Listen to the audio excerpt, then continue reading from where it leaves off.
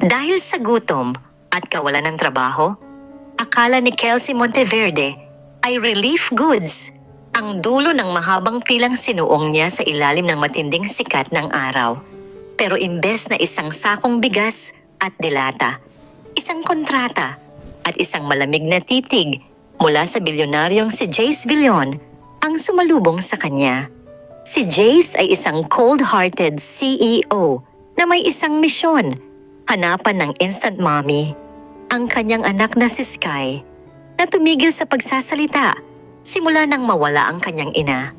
Isang maling pila, isang pekeng kontrata, isang batang naghahanap ng kalinga. Sa gitna ng kasinungalingan at laro ng tadhana, paano kung ang audition ay maging totohanan? Makakaya ba ni Kelsey na panindigan ang papel na hindi niya pinaghandaan o mauuwi ang lahat sa isang masakit na paalam? Gusot ang t-shirt at halos matunaw na sa init si Kelsey. 2 buwan na siyang walang trabaho matapos magsara ang kanyang kumpanya. Nang mabalitaan niyang may pamimigay ng ayuda sa covered court ng San Rafael, hindi na siya nag-atubili. "Ma'am, fill up po rito," sabi ng isang lalaki na nakasuit. Bahagyang nagtaka si Kelsey. Bakit kailangang may application form ang sardinas? Pero dahil sa pagod, pirma lang siya ng pirma. Nang makapasok siya sa loob ng isang de-aircon na tent, laking gulat niya na hindi bigas ang nasa harap niya, kundi isang lalaki na nakasuot ng mamahaling relo at may aurang nakakatakot. "You're late, applicant 102. Saad ng lalaki. Siya si Jace Villon. "Late para sa relief goods?" tanong ni Kelsey. "Relief goods? No, you're here for the Instant Mommy program." Seryosong sagot ni Jace. Nanigas si Kelsey sa kanyang kinatatayuan. Ang malamig na aircon sa loob ng tent ay tila naging yelo na dahan-dahang gumagapang sa kanyang balat. Tumingin siya sa paligid, walang sako ng bigas, walang dilata, at lalong walang noodles. Ang tanging naroon ay isang sleek na mahogany desk, isang MacBook, at ang nakakamatay na titig ni Jace Villon. Anong Instant Mommy program?" Nauutal na tanong ni Kelsey. "Sir, baka nagkakamali kayo." Ang sabi sa labas, "Relief goods. Gutom lang po ang dala ko rito, hindi resume." Hindi man lang kumurap si Jace. Inusog nito ang isang makapal na folder sa harap niya. "Basahin mo ang section 4, paragraph B ng dokumentong pinirmahan mo sa labas, Miss Monteverde. Nakasaad doon na sa sandaling pumasok ka sa tent na ito, tinatanggap mo ang terms and conditions ng audition para sa posisyong guardian and maternal figure ni Sky Villon." Dali-daling binasa ni Kelsey ang papel. Halos lumuwa ang kanyang mga mata. Sa sobrang pagmamadali niyang pumila kanina, hindi na niya binasa ang maliit na letra sa ibaba ng form. Akala niya ay survey lang yon para sa barangay. 5 million pesos? Bulalas ni Kelsey nang makita ang halagang nakasulat sa dulo ng kontrata.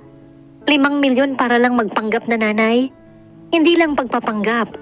Pagtatama ni Jace habang tumatayo. Napansin ni Kelsey kung gaano ito katangkad, halos 6 na talampakan, at may tindig na tila pagmamay-ari nito ang buong mundo. "Kailangan ko ng taong kayang ibalik ang boses ng anak ko. Simula nang mamatay ang asawa ko 2 taon na ang nakalipas, tumigil na si Sky sa pagsasalita.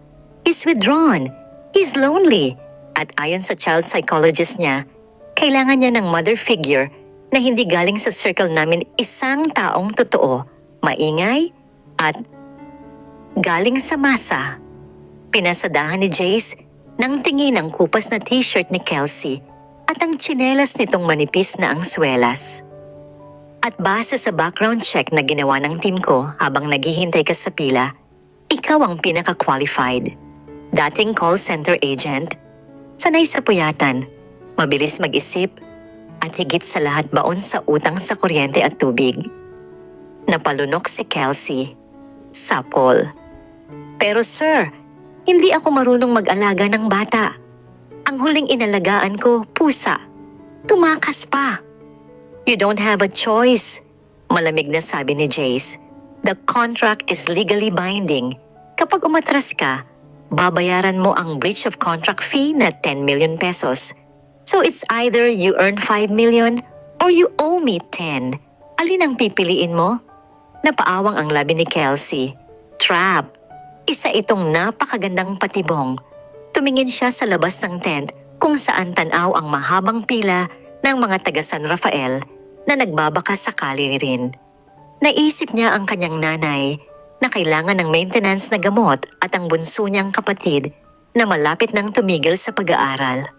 6 months lang, paniniguro niya. 6 months live-in, all expenses paid. Pero may isang kondisyon. Lumapit si Jace sa kanya. Sapat na para maamoy ni Kelsey ang mamahaling perfume nito na amoy pine trees at tagumpay.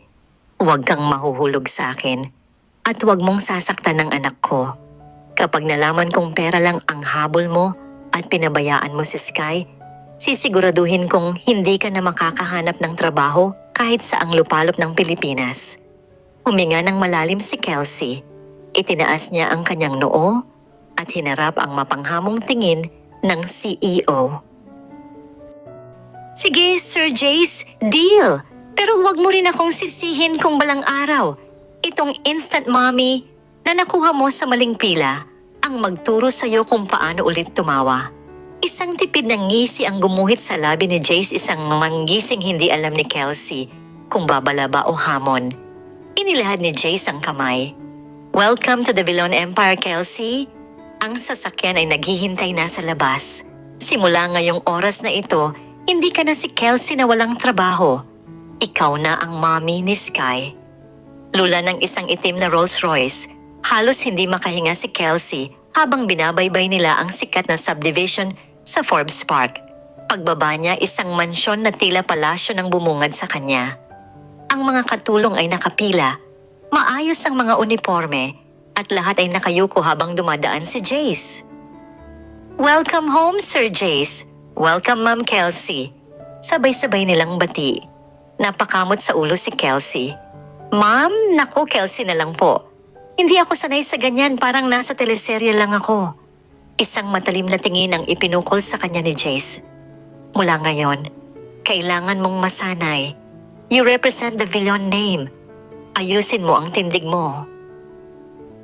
Dinala siya ni Jace sa ikalawang palapag.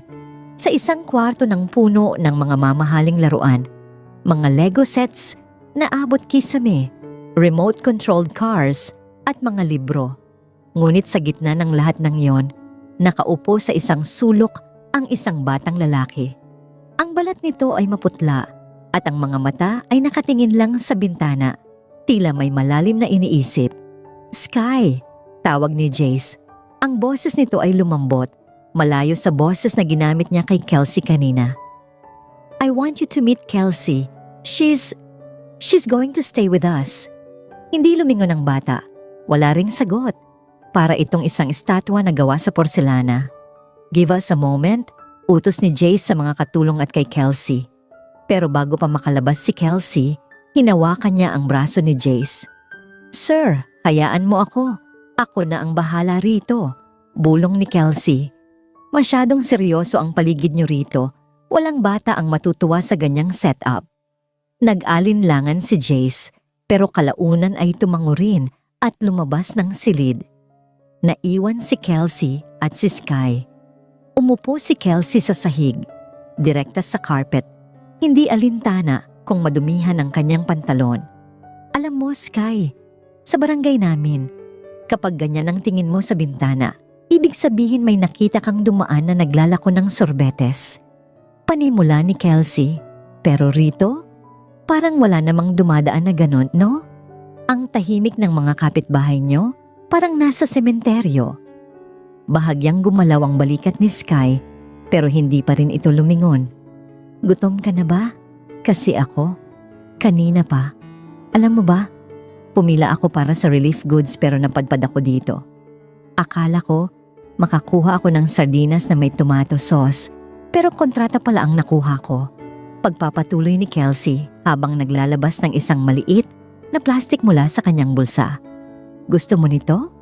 Palihim ko itong binili sa kanto kanina bago ako sumakay sa kotse ng papa mo. Inilabas niya ang isang balot ng pochi at choknot. Ang amoy ng tsokolate at asukal ay humalo sa mamahaling air freshener ng kwarto. Dahan-dahang lumingon si Sky. Ang mga mata nitong mapungay ay nakatingin sa pulang balot ng candy. Dirty food? Mahinang tanong ni Sky. Iyon ang unang beses na narinig ni Kelsey ang boses nito. Maliit, ginitgit ng lungkot, pero napakalambing. Hindi ito dirty. Masarap to. Yung mga kinakain nyo dito na puro gulay at steak, yun ang boring. Biro ni Kelsey. Binuksan niya ang choknut at kinagat ang kalahati. Lasang langit. Oh, say. Nag-atubili ang bata. Pero dahil sa kuryosidad, lumapit ito at binuka ang bibig. Nang malasahan ng tamis, nanlaki ang mga mata ni Sky. Isang maliit na kurba ang gumuhit sa kanyang labi.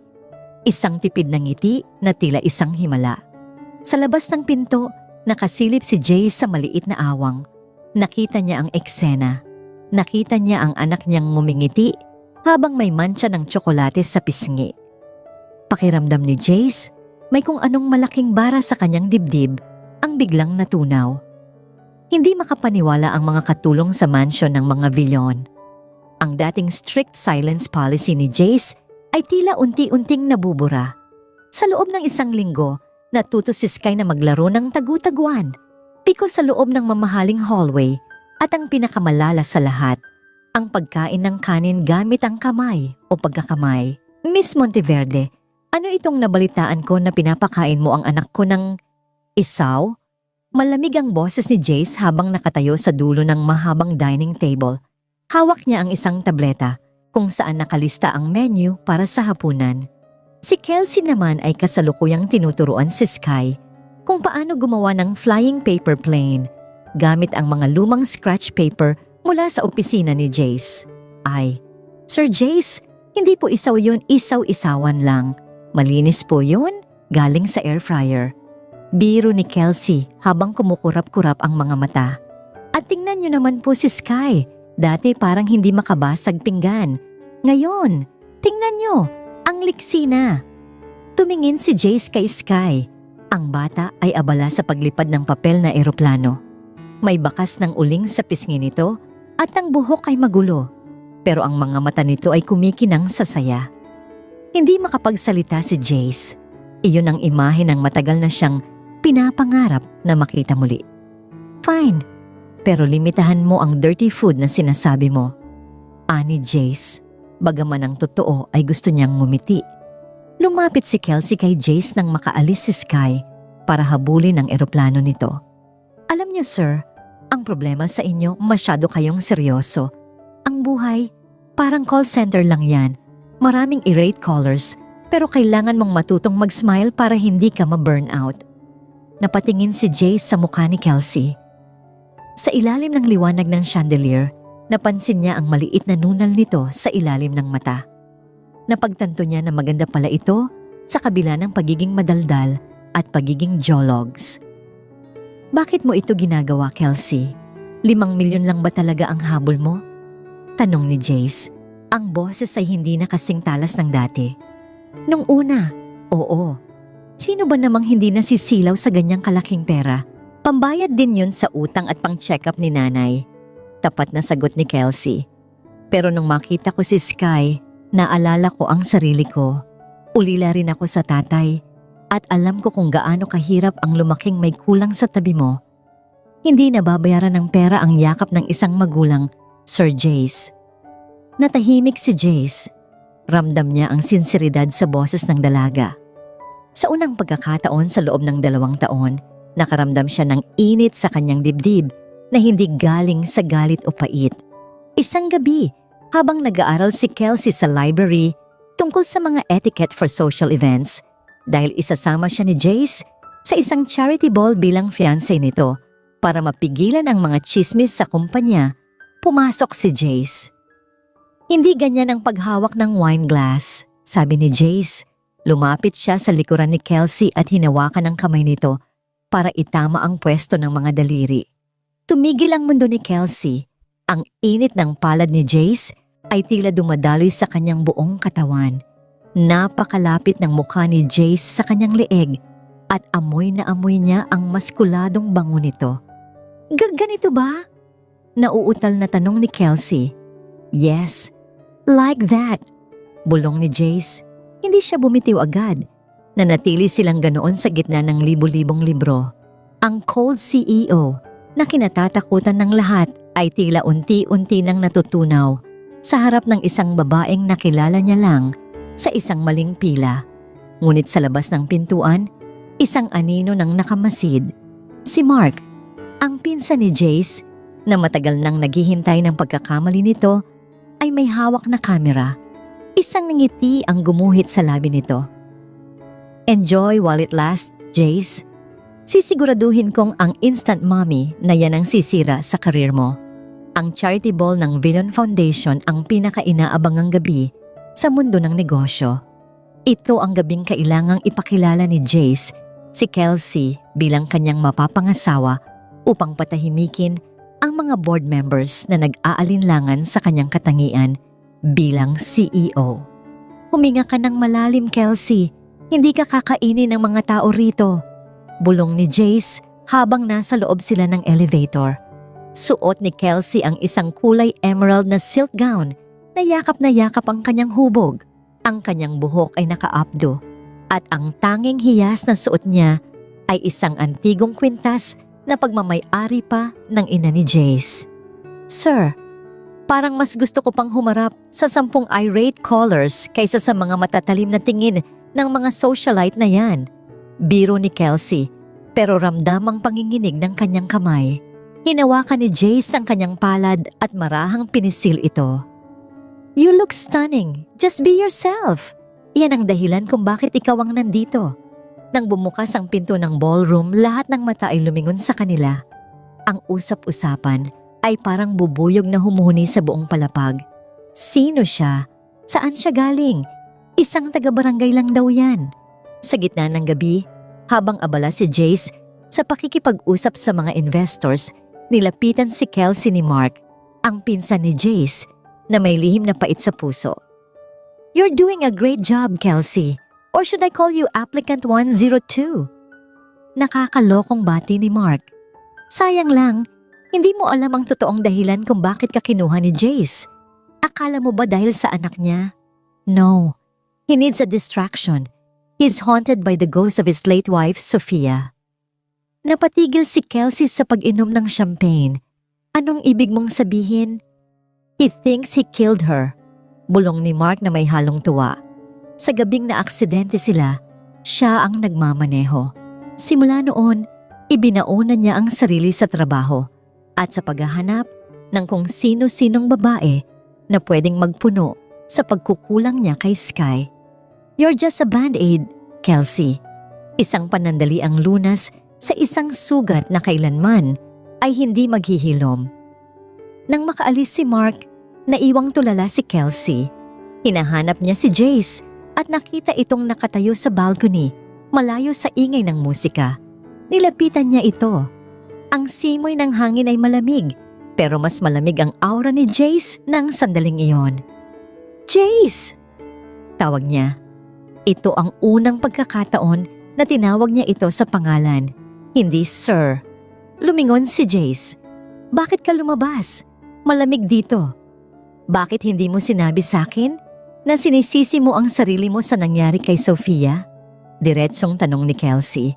Bakas ang gulat sa mukha ni Jace na sinundan ng sakit. Mahigpit ang hawak niya sa rehas ng balcony. Hindi mo kailangang malaman yan. Bahagi lang yan ng nakaraan. Hindi, Jace. Bahagi yan ng kung sino ka ngayon. Lumapit si Kelsey at buong tapang naniyakap si Jace mula sa likod. Isinandal niya ang kanyang pisngi sa matigas na likod ng lalaki. Hindi mo kailangang pasanin ang mundo ng mag-isa. Hindi mo kasalanan na gusto mong mabuhay at maging masaya ulit ang anak mo. Naramdaman ni Kelsey ang bahagyang pagyanig ng balikat ni Jace. Ang man of steel ng business world ay dahan-dahang humarap sa kanya. Sa ilalim ng liwanag ng buwan, nakita ni Kelsey ang isang luhang pumatak mula sa mata ni Jace. Kelsey, why are you so different? Bulong ni Jace. bago niya dahan-dahang inilapit ang kanyang muka sa dalaga. Sa sandaling iyon, ang instant mommy ay naging higit pa sa isang trabaho. Sa isang matamis at mapait na halik, tila nagkasundo ang kanilang mga puso. Ngunit sa di kalayuan, narinig nila ang tunog ng shutter ng kamera. Si Mark, kasama ang ilang reporter, ay nakangising nakamasid. Hindi pa man natutuyo ang labi ni Kelsey mula sa halik ni Jace, ay sinalubong na sila ng nakakasilaw na mga flash ng kamera pagpasok nila muli sa ballroom.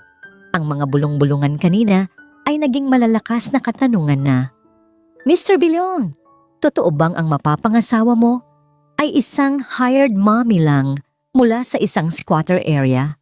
Sigaw ng isang reporter. Is it true that there's a 5 million peso contract behind this romance? Tanong pa ng isa habang iwinawagayway ang isang photocopy ng dokumentong pinirmahan ni Kelsey sa San Rafael. Namutla si Kelsey. Napatingin siya kay Jace na ngayon ay tikom ang bagang at tila bumalik ang pagiging Ice King. Hinawakan ni Jace ang braso ni Kelsey at mabilis silang lumabas ng hotel. Hindi pinapansin ang mga mikroponong isinasaksak sa kanilang mukha. Pagdating sa mansyon, doon na sumabog ang lahat. Nakatayo sa sala si Mark, may hawak na tablet at nakangisi. I told you, Jace, secrets have a way of coming out. Ani Mark. Pero hindi ang media ang dapat mong alalahanin, kundi ang anak mo. Lumingon sina Jace at Kelsey sa itaas ng hagdan. Doon ay nakatayo si Sky, hawak ang kanyang paboritong paper plane, pero ang kanyang mga mata ay puno ng luha. Sa kanyang paanan ay nakakalat ang mga kopya ng kontrata na sadyang iniwan ni Mark sa kanyang kwarto. Sky, tawag ni Kelsey. Akmang lalapit siya pero umatras ang bata. You're a fake? Basag ang boses ni Sky. Ang batang dati ay hindi nagsasalita. Ngayon ay sumisigaw sa sakit. Binayaran ka lang ni Papa para mahalin ako? Kaya mo ba ako binigyan ng choknut? Kasi trabaho mo yon. No, Sky. Makinig ka. Nung una siguro oo. Pero mahal na mahal kita. Pilit na paliwanag ni Kelsey. Pero hindi na siya pinakinggan ng bata. Tumakbo si Sky pabalik sa kanyang kwarto at malakas na isarado ang pinto. Ang tunog ng pagsara ng pinto ay tila isang hatol ng kamatayan para sa puso ni Kelsey. Hinarap ni Kelsey si Jace, umaasang ipagtatanggol siya nito. Pero si Jace ay nakatingin lang sa sahig. Ang bigat ng kahihiyan sa kumpanya at ang sakit na idinulot nito kay Sky ay tila nagbabalik sa kanya sa madilim na nakaraan. Siguro tama si Mark, mahinang sabi ni Jace. Maling idea ang Instant Mommy program. It was a business move that backfired. Business move? Ulit ni Kelsey, hindi makapaniwala. Jace, narinig mo ba ang sarili mo? Akala ko ba may nararamdaman ka rin? Ang nararamdaman ko ngayon ay pagsisisi, Kelsey. Malamig na tugon ni Jace. I think it's best if you leave. Ngayon din, I'll have my lawyer send a check for the remaining balance. Consider your contract terminated. Nadurog ang puso ni Kelsey. Mas masakit pa ito kaysa sa nararamdaman niyang gutom nung wala siyang trabaho. Kinuha niya ang kanyang maliit na bag. Ang bag na dala niya nung pumila siya sa relief goods. At hindi na kinuha ang anumang alahas o mamahaling damit. Hindi ko kailangan ng pera mo, Jace. Ibinabalik ko ang 5 milyon. Kasi ang pagmamahal ko kay Sky at ang pagmamahal ko sa iyo, hinding-hindi mo mababayaran yun kahit ikaw pa ang pinakamayamang CEO sa mundo. Lumabas si Kelsey ng mansion habang bumubuhos ang malakas na ulan. Sa kabilang panig, naiwang mag-isa si Jace sa gitna ng karangyaan habang si Mark ay tumatawa sa dilim. Isang maling pila ang nagdala sa kanya sa langit, pero isang maling tao ang nagpabagsak sa kanya pabalik sa lupa. Bumalik si Kelsey sa San Rafael na tila isang basang sisiw. Ang ulan ay hindi tumitigil, parang nakikiramay sa bigat ng kanyang dibdib. Pagpasok niya sa kanilang maliit na bahay, sinalubong siya ng kanyang nanay na nagtataka kung bakit wala siyang dalang kahit anong gamit mula sa trabaho niya sa Manila. "Kelsey, anak, bakit ka narito? Akala ko ba maayos ang kalagayan mo roon?" Tanong ng kanyang ina habang inaabutan siya ng tuwalya. "Wala na po, Nay. Tapos na ang kontrata." Maikling sagot ni Kelsey bago tuluyang humagulgol sa balikat ng ina. Lahat ng sakit, lahat ng pahiya, at lahat ng pangungulila kay Sky ay ibinuhos niya sa gabing iyon. Samantala, sa mansyon ng mga Vilon, ang karangyaan ay tila naging isang malawak na kulungan. Hindi kumakain si Sky. Ilang araw na itong nakatingin lang sa isang balot ng choknut na iniwan ni Kelsey sa ibabaw ng kanyang unan.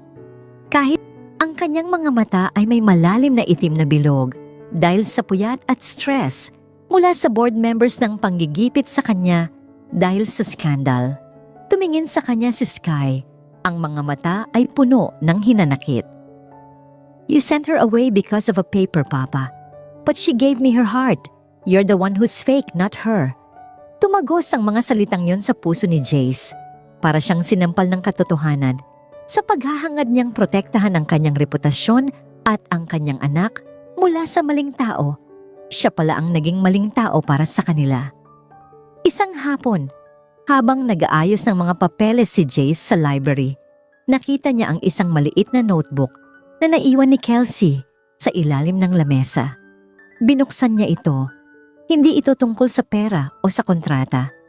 Nilalaman nito ang listahan ng mga paboritong pagkain ni Sky, ang mga oras kung kailan ito nalulungkot, at ang mga kwentong ibinibida ni Kelsey para patawanin ng bata.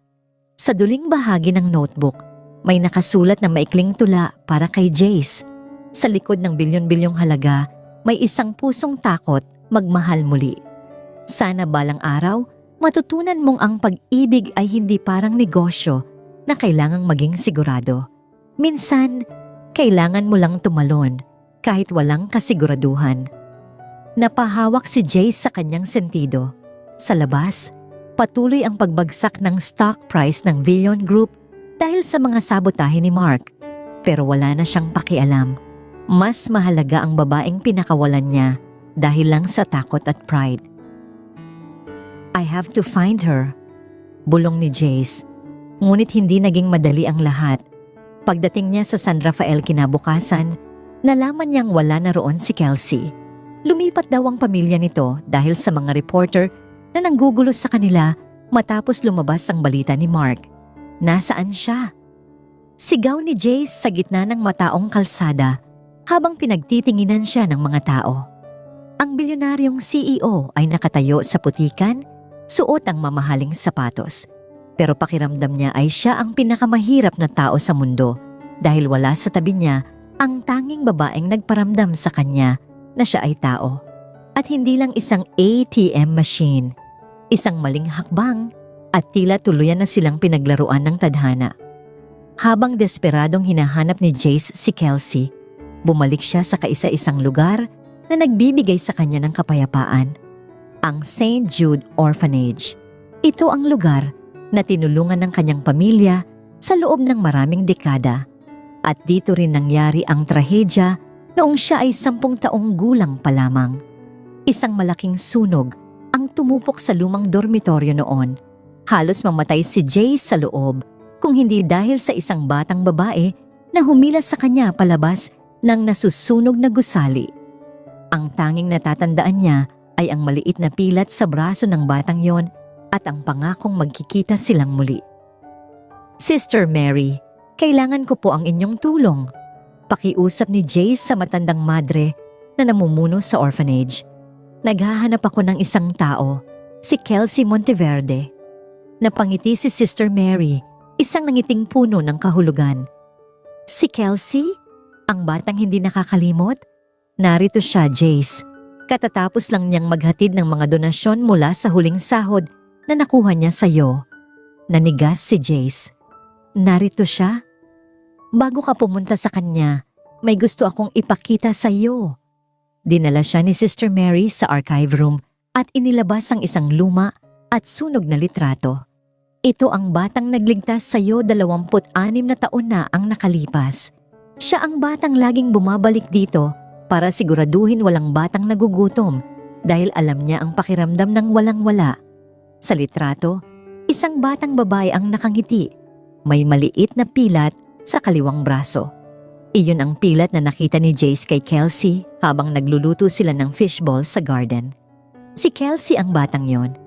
Hindi lang siya ang instant mommy ni Sky. Siya ang anghel na nagbigay kay Jace ng pangalawang buhay noon pa man. Kasabay ng revelasyong ito, nakatanggap si Jace ng isang envelope mula sa isang whistleblower sa kumpanya. Nilalaman nito ang mga ebidensya ng sabotahe ni Mark sa sasakyan ni Sofia noong gabing maaksidente sila. Hindi si Jace ang pumatay sa kanyang asawa. Si Mark ang nagpalus ng brake para makuha ang posisyon ni Jace. Ang bigat na dinadala ni Jace sa loob ng 2 taon ay biglang gumaan. Hindi siya mamamatay tao at ang babaeng mahal niya ay hindi lang basta applicant. Nahanap niya si Kelsey sa likod ng orphanage, nakaupo sa ilalim ng puno ng mangga. Pinagmamasdan ng mga batang naglalaro. Mukha itong pagod, payat at may bakas ng pait. "Kelsey!" tawag ni Jace. Ang kanyang boses ay nanginginig sa halo-halong emosyon. Lumingon si Kelsey, gulat na gulat. "Jace, paano mo ako nahanap? At bakit ka narito? Hindi ba tapos na tayo?" "Hindi pa tayo nagsisimula, Kelsey." Lumapit si Jace at hinawakan ng kamay ng dalaga. "Alam ko na ang lahat. Alam ko na ikaw ang nagligtas sa akin sa sunog. Alam ko na hindi ko kasalanan ang nangyari kay Sofia. At higit sa lahat, alam ko na napakatanga ko para pakawalan ang kaisa-isang babaeng nagturo sa akin kung paano ulit mabuhay." Umiling si Kelsey. Tumulo ang mga luha. "Huli na, Jace. Napahiya na ako. Ang tingin ng mga tao sa akin ay gold digger. Ang tingin ni Sky sa akin ay peke." "Hindi totoo yan," sabi ng isang maliit na boses mula sa likuran ni Jace. Lumabas si Sky mula sa sasakyan.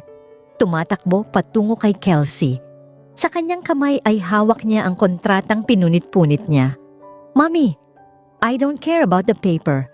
I want my chocolate mommy back." Sigaw ng bata bago yumakap ng mahigpit sa binti ni Kelsey. Sa gitna ng lumang orphanage, sa ilalim ng puno ng mangga, muling nabuo ang isang pamilyang winarak ng maling akala. Pero hindi pa tapos ang laban. Kailangan pa nilang harapin ang huling alas ni Mark.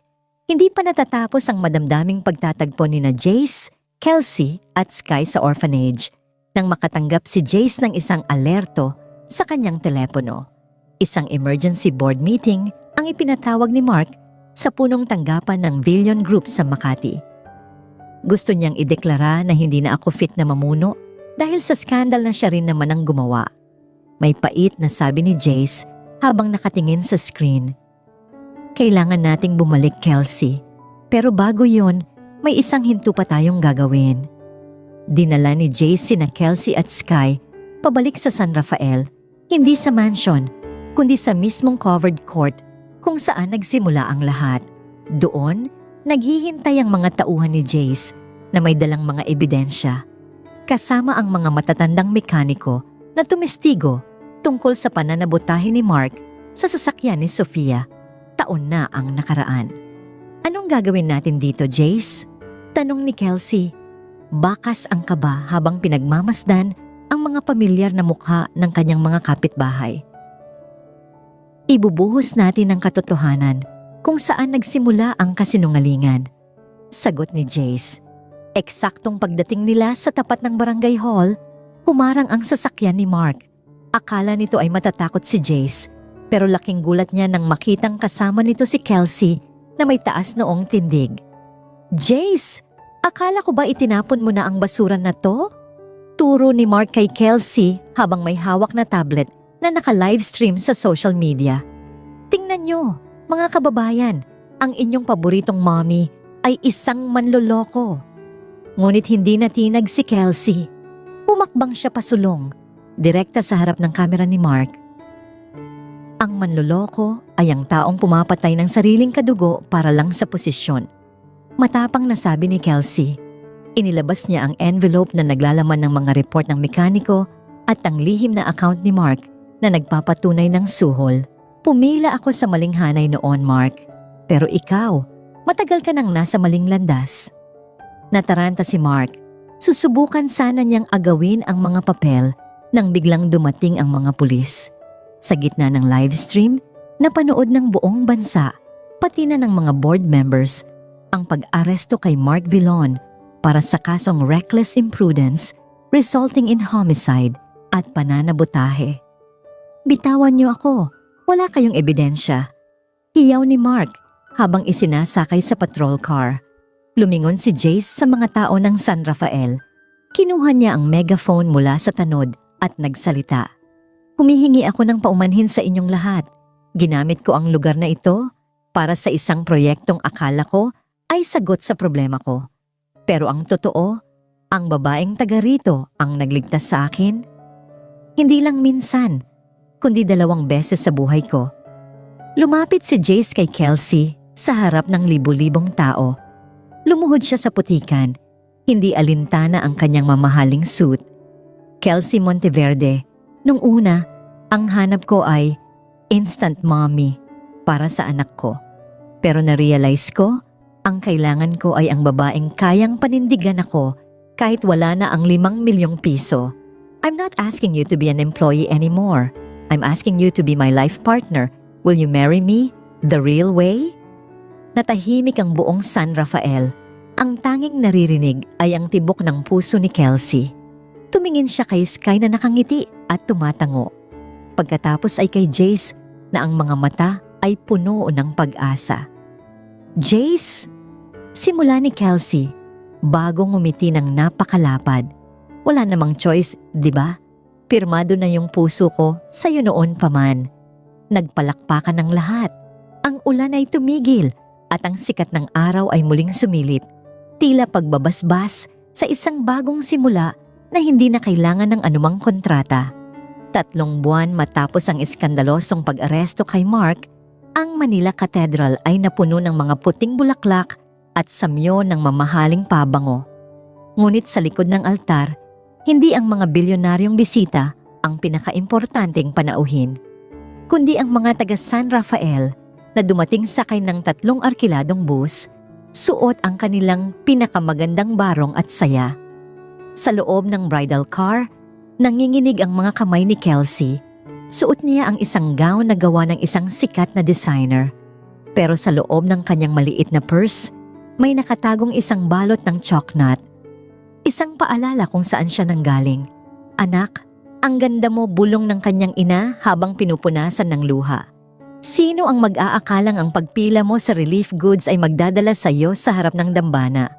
Nay, tadhana lang talaga siguro, sagot ni Kelsey habang nakatingin sa kanyang refleksyon. Minsan, kailangan mo lang talagang mapunta sa maling linya para mahanap ang tamang tao. Nang bumukas ang malaking pinto ng katedral, ang musika ng canon in D ay nagsimulang tumugtog. Sa dulo ng mahabang aisle, nakatayo si Jace Villon. Hindi na ito ang Ice King na nakilala ni Kelsey sa tent.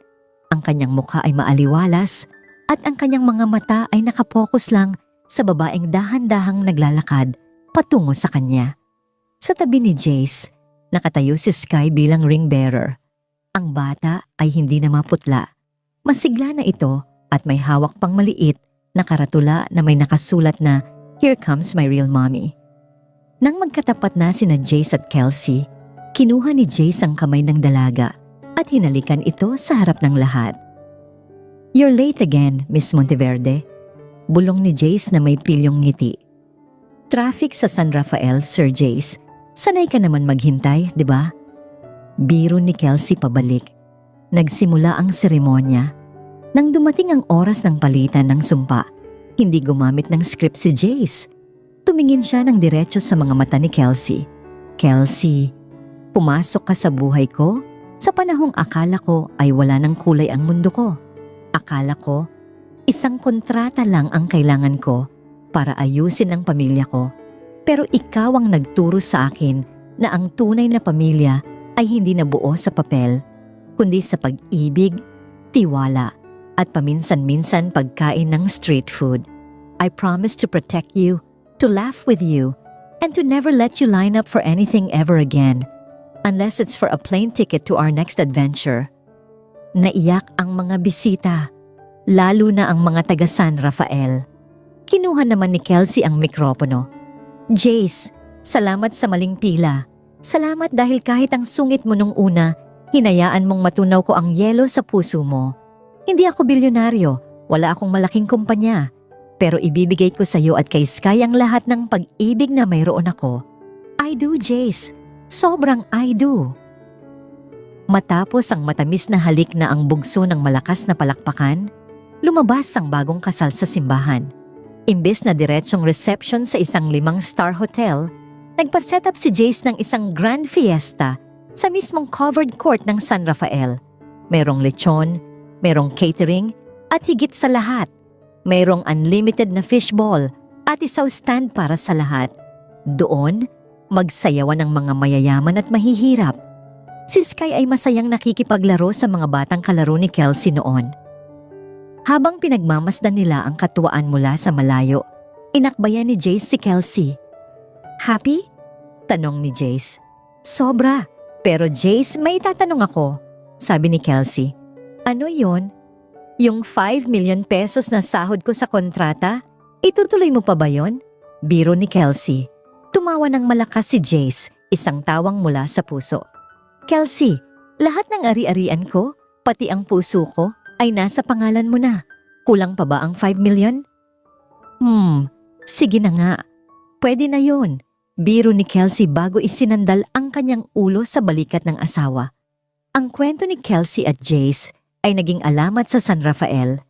Isang kwentong magpapatunay na ang tadhana ay hindi nagkakamali ng direksyon. Minsan, kailangan mo lang talagang magtiwala, pumila, at maniwala na sa dulo ng mahabang paghihintay, may nakalaang grasya na higit pa sa inaasahan mo. 5 taon ang lumipas. Ang dating maingay at magulong, covered court ng San Rafael ay hindi na lang basta lugar ng ayuda. Sa tulong ng Villon Monteverde Foundation, naitayo roon ang isang modernong community center at livelihood clinic. Ngunit sa araw na ito, sarado ang center para sa isang espesyal na okasyon, ang ika-10 kaarawan ni Sky. Mami, nakita mo ba yung remote ng drone ko?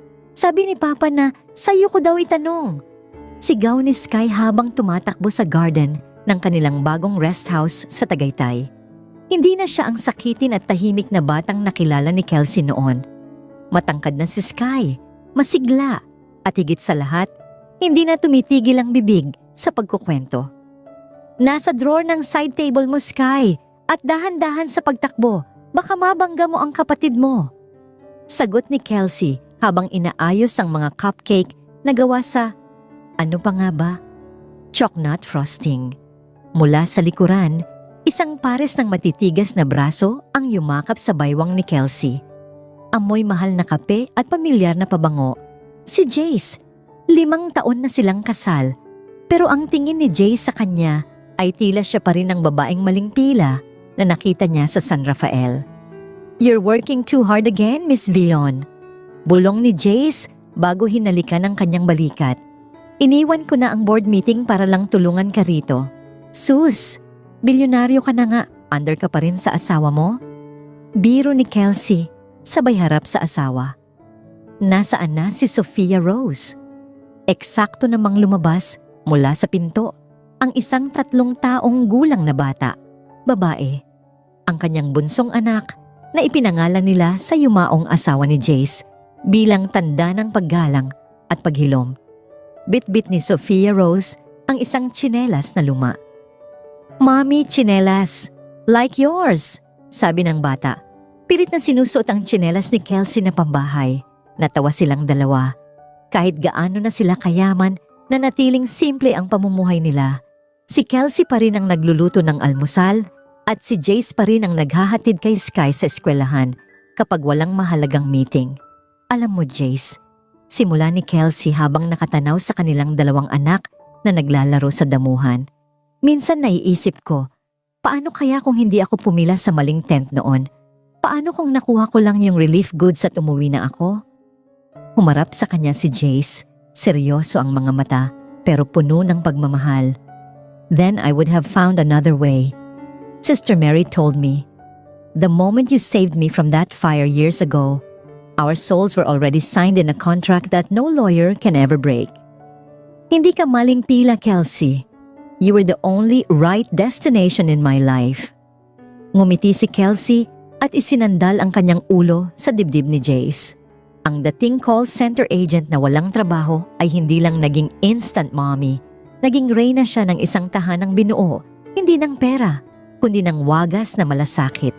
Habang palubog ang araw, nagtipon-tipon ang pamilya sa paligid ng cake ni Sky. Sabay-sabay silang kumanta, nagtatawanan at nagmamahalan. Sa dulo ng lahat, napatunayan nila na ang pinakamagandang kwento ng pag-ibig ay hindi ang mga plano at perpekto,